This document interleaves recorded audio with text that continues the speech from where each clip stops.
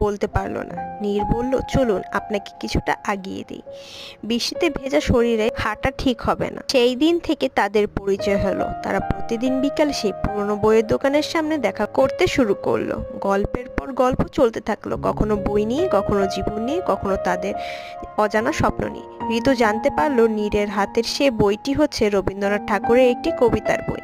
নীর ঋতুকে সেই বইয়ের অনেকগুলো পড়ে শোনাতো আর ঋতু মুগ্ধ হয়ে শুনতে থাকতো। একদিন নীর ঋতুকে বলল, ঋতু, তুমি আমার জীবনের সেই নাম না জানা ফুলের গন্ধের মতো, হঠাৎ এসে আমার মনকে এক নতুন সুর দিয়ে গেছো। নীরের দিকে তাকিয়ে হাসলো। সে জানতো এই গল্পটা কেবল তাদের দুজনেরই, একটি পুরনো বইয়ের দোকানে একটি হলুদ বই, আর তার নাম না জানা গল্পের গন্ধের মতো একটি মিষ্টি প্রেমের গল্প।